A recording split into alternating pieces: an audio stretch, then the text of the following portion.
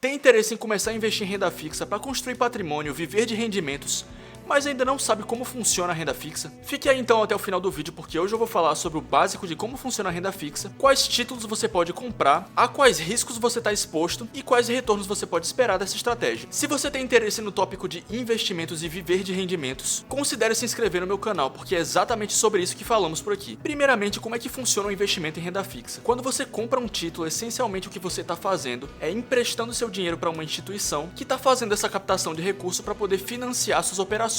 Ela então vai estar adquirindo a obrigação de te repagar o seu empréstimo acrescido aí de juros no prazo e condições pré-determinadas. Muitas vezes, quando se pensa no investimento em renda fixa, investidores só levam em consideração o risco de crédito, que é exatamente a probabilidade daquela instituição te repagar o seu empréstimo. Títulos de renda fixa podem ter aí uma grande variedade de emissores, como por exemplo o próprio governo federal, instituições financeiras como os bancos que todo mundo conhece, como Itaú, Bradesco, Santander, Banco do Brasil, outras instituições financeiras como securitizadoras e empresas de capital aberto como as que a gente conhece aí na bolsa. Se a gente fosse listar aí os emissores de títulos de renda fixa pelo risco de crédito, a gente teria aí como mais seguro de todos exatamente o governo federal com seus títulos do Tesouro Direto, como o famoso Tesouro Selic, o Tesouro Prefixado ou o Tesouro IPCA+.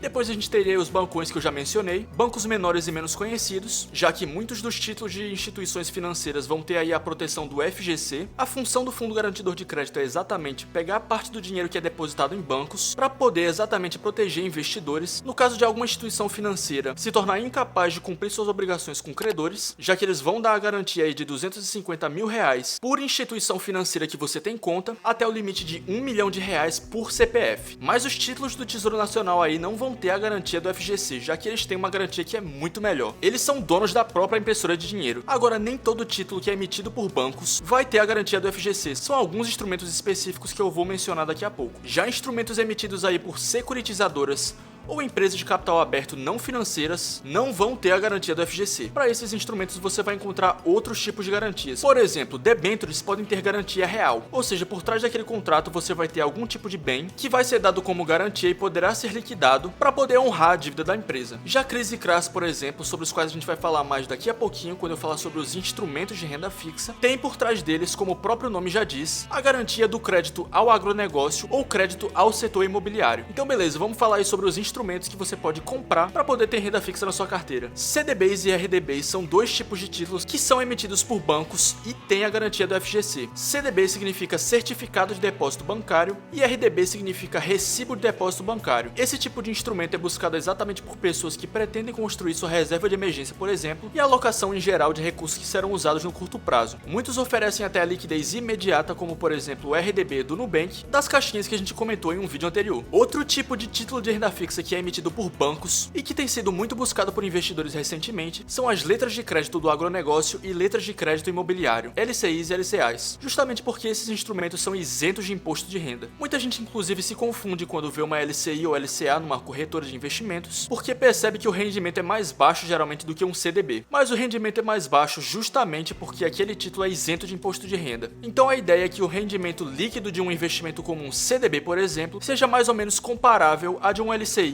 ou LCA. Para você fazer essa comparação direta, você pode usar um cálculo chamado Gross Up, que é exatamente pegar o rendimento do título isento e dividir por 1 menos a alíquota do imposto de renda conforme o vencimento daquele título. Você então vai lá na sua corretora, procura outros títulos com vencimentos parecidos para poder comparar diretamente um com o outro. Um instrumento, inclusive, que é um pouco mais recente e que ainda não é tão popular no mercado financeiro são as LIGs, ou Letras Imobiliárias Garantidas. Assim como as LCIs, as LIGs vão ter aí a garantia do crédito imobiliário por trás. Elas também são isentas de imposto de renda. LCIs e LCAs vão ter uma carência aí que é tipicamente maior do que um CDB. Esses 5 instrumentos que eu mencionei são emitidos por bancos, então vão ter aí a garantia do FGC, o que explica muito da sua popularidade. Ainda mais seguro do que a renda fixa de emissão bancária, você vai ter aí a renda fixa de emissão soberana, que aqui no Brasil são exatamente os títulos do Tesouro Nacional. São eles o Tesouro Selic, o Tesouro Prefixado, com ou sem juros semestrais, e o Tesouro IPCA, com ou sem juros semestrais também. Recentemente Recentemente o Tesouro Nacional também lançou aí o título Renda Mais, e sobre esse título eu pretendo fazer um vídeo completo posteriormente. Como eu mencionei, os títulos do Tesouro Nacional não precisam da garantia do FGC, justamente porque o governo é a última instituição que vai quebrar num país. Agora falando sobre os CRIs e CRAs que eu mencionei anteriormente, esses títulos são emitidos por securitizadoras. O que essas instituições fazem basicamente é pegar vários recebíveis, juntar num bolo bem grande, fatiar e vender para o mercado. Certificados de recebíveis do agronegócio e imobiliários são exatamente isso, uma junção de vários contratos de dívida para o setor imobiliário e para o agronegócio que são securitizados e disponibilizados para investidores. Apesar de ter esse lastro real aí no crédito do agronegócio e imobiliário, CRIs e CRAs não vão ter a garantia do FGC. Porém, ambos os instrumentos são isentos de imposto de renda para pessoa física. Outro tipo de investimento já mencionado que você encontra no mercado são exatamente as debêntures. Debêntures são emitidas por sociedades anônimas não financeiras, portanto, elas não vão ter aí a garantia do FGC. Tipicamente, as debêntures têm aí o objetivo de captar recurso para investir no capital fixo da empresa. Portanto, muitas vezes debêntures são emitidas com um vencimento bem longo, diferente, por exemplo, das notas promissórias, que são emitidas aí também por sociedades anônimas, só que com o objetivo de financiamento de curto prazo. Inclusive, se você quiser entender um pouco mais sobre como funciona a análise de empresas do ponto de vista da contabilidade, para saber se vale a pena ou não emprestar dinheiro para essa empresa ou até comprar as ações dela, eu vou estar deixando aí um comentário fixado com link para o curso Contabilidade para Investidores da Suno.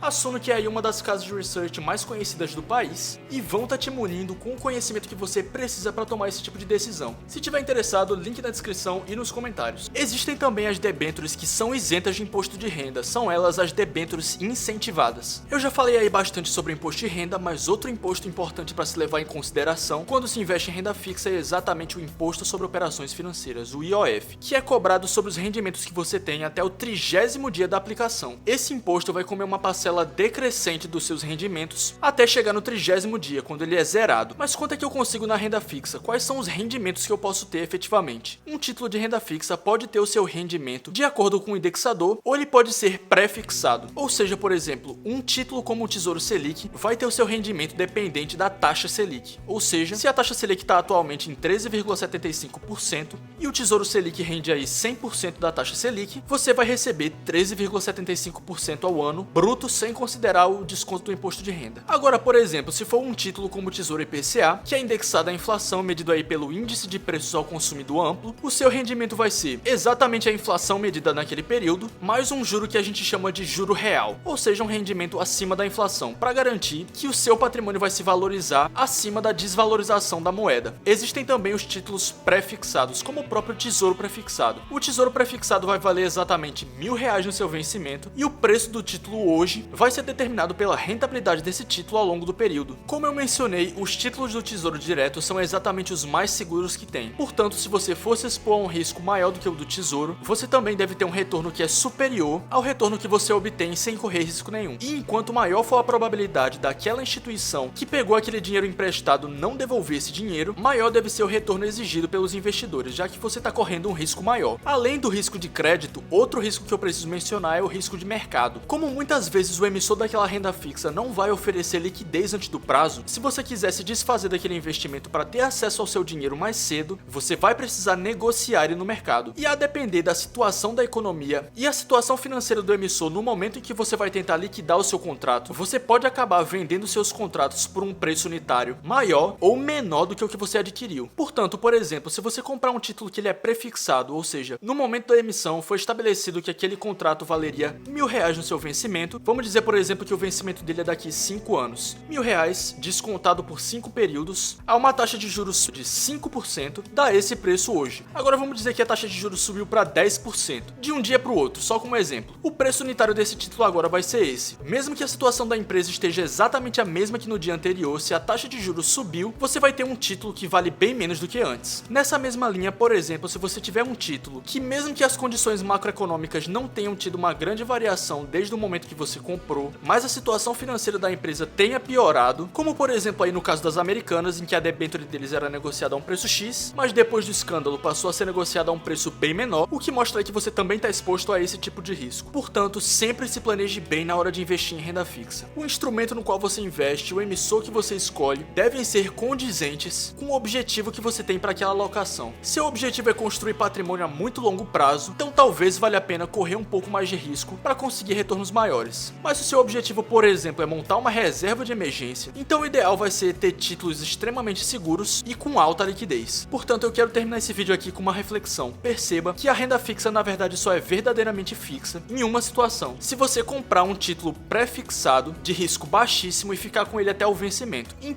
todas as outras situações, ou seja, se você quiser ter uma liquidez antes do prazo, ou se você comprar um título pós-fixado ou híbrido, você não vai ter como saber exatamente quanto vai ser o seu retorno, especialmente se você quiser se desfazer desse título antes do prazo. Renda fixa também pode ser bem arriscada, então é importante que você pesquise bem tanto o emissor, quanto o instrumento, quanto as condições de mercado, assim como seus objetivos enquanto investidor, para fazer alocações certeiras. Se você curtiu esse vídeo, considere se inscrever no canal, e por hoje foi isso.